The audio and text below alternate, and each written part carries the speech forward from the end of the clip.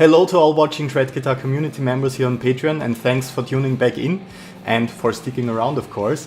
Great that you're part of this and starting with me every single week here. So right now I'm actually on tour, but I pre-recorded these lessons for the upcoming 2 weeks, so you have some material to study.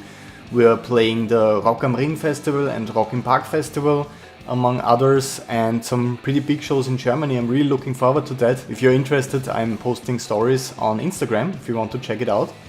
So as I said, I pre-recorded those lessons so you have something to work on, and the topics are really interesting. Can't wait to dive into them with you. Here's the lesson I posted yesterday. Let's check it out again real quick so we know what we're discussing.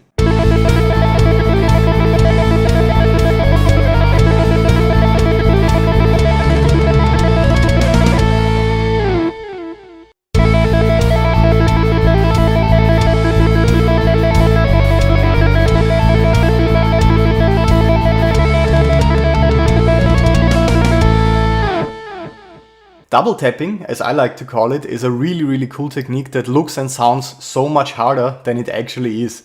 With this technique we want a perfect combination of tapping with our right hand and pulling off the notes with our left hand.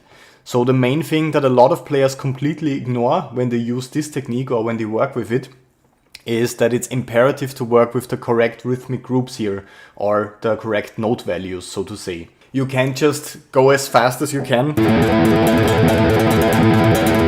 You know, just doing the motion as fast as possible for you. It might sound like a little impressive little trick, you know, when you're playing a solo, but you will never be able to move it around and write nice rhythmic and melodic patterns with it. What I mean by that is exactly shown in the example lick that I wrote for this lesson in the short video. For this one we move through the A Phrygian dominant scale, for example, while constantly pulling off to the open high E string. So it was something like that.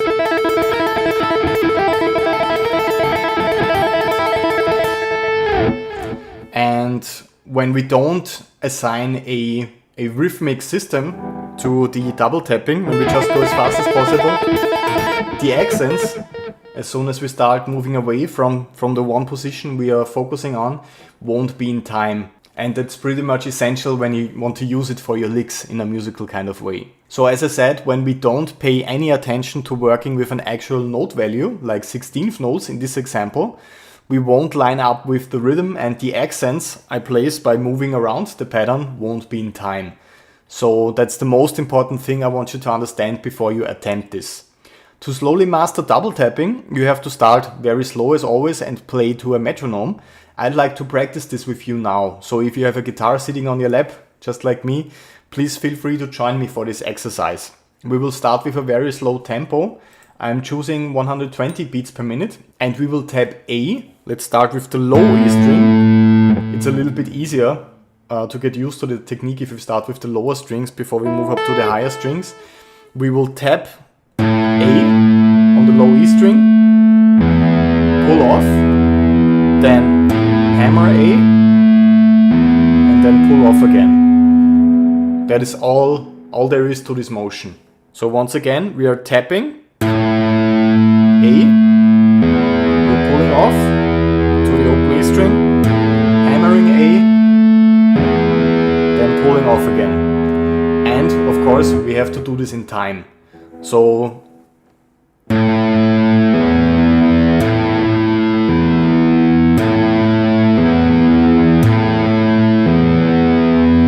all of these motions exactly have the same note value. It's actually just like playing.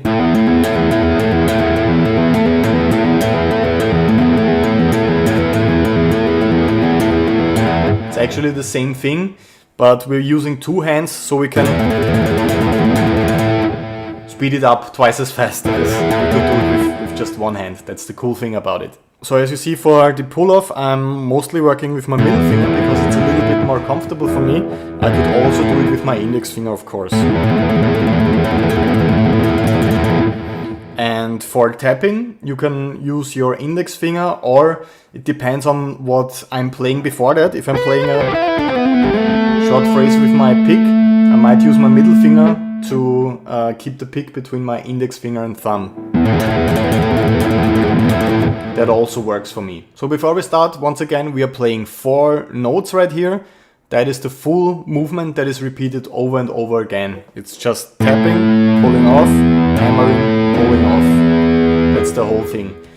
When we practice this, focus on not touching the A string below. We only want the E string to ring here. So the tapping and pulling off motions have to be quite small to not generate any unwanted noise, so to say. When I'm tapping, I'm pulling off in this direction. When I'm hammering, I'm pulling off in this direction, and I don't want the A string to ring. I don't want anything like that. So when you practice this slow, also try to keep the movement as small as possible.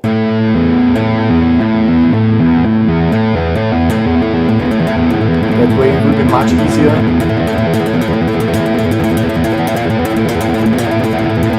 As soon as you speed it up to smaller movements are always easier to speed up than really big movements. So let's work on this together now. Let me turn on the metronome.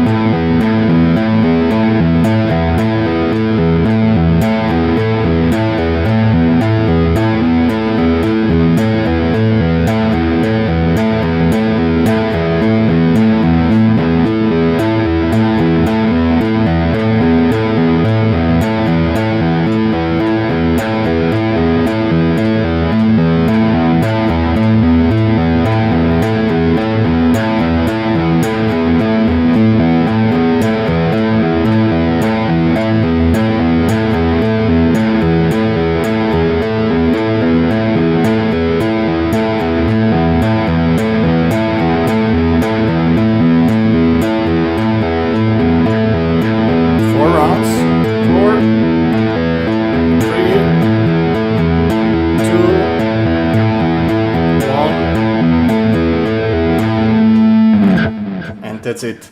So once you worked on this exercise in different tempos, the slower you go, the harder it will be actually, I think. I was focusing very hard right now to keep that constant flow of correct note values going, because essentially those are 2 different motions, and as always when we practice stuff like that, we don't want one motion to be super loud and the other one to be really soft. It has to sound like be really just one motion that's happening here. So as soon as you worked on that in different tempos, you can begin to move around with it a little bit, and that's when it gets really interesting in my opinion, because you can just move your tapping hand for a quick accent, or you can move both hands to continue with the double tapping. And as soon as you start mixing those 2 motions, it's great, and that will allow you to come up with some really creative stuff. It's a lot of fun working with it because it sounds quite crazy. And as soon as you spend the time on building the basic technique, storing it to your muscle memory, it's actually not that hard to perform. So here's a quick demonstration of both approaches. For example, as we said, you can just move your right hand along for different accents.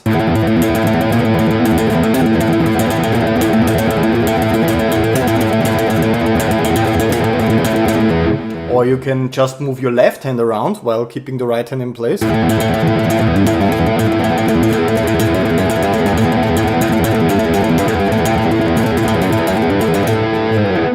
Or, of course, you can move both hands around.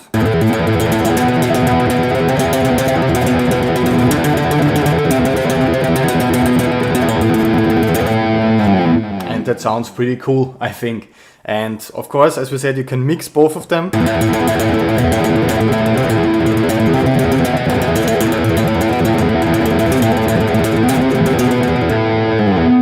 For some pretty cool riffs and licks. And when the listener is not familiar with this double tapping technique, it will sound even crazier for him or for her, I think.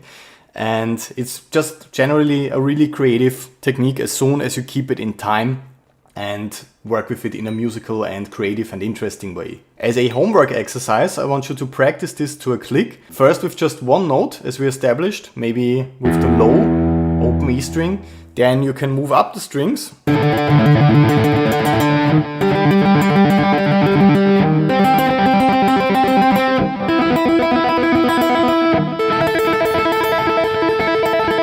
because they do feel a little bit different.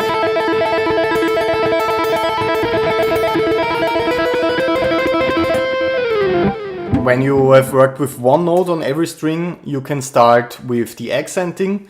First, maybe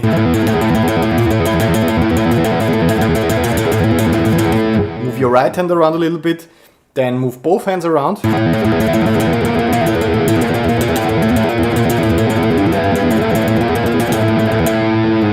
And remember that the note you are pulling off to also has to be a part of the scale. That's also the thing, when you practice that, I want you to actually work with a scale or arpeggio, whatever you want. Don't just randomly move the double tapping around. With this example, I was thinking of the A Phrygian scale.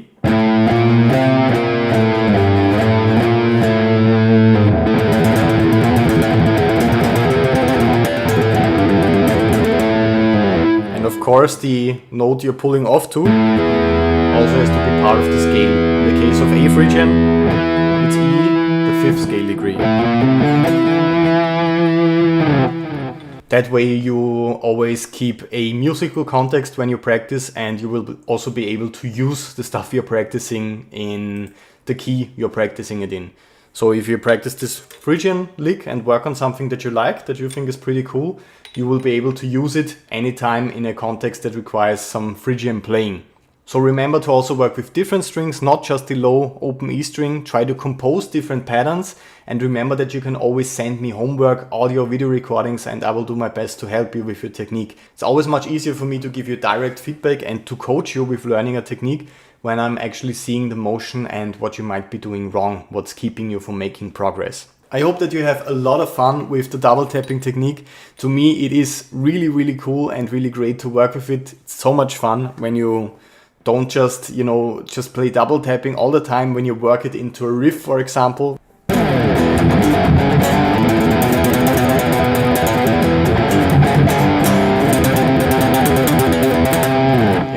Anything like that is a lot of fun and I think really creative, and yeah, it sounds great. So again, I hope that you have some fun with this lesson. I will see you guys next week when we talk about the absolute best system of learning and understanding the modes, all of them super quickly. As I said, I'm on tour right now. Just go to my Instagram account if you want to see some impressions. I'm posting stories every day. Until then, I will see you next time, and if you have any questions, please feel free to hit me up. All the best.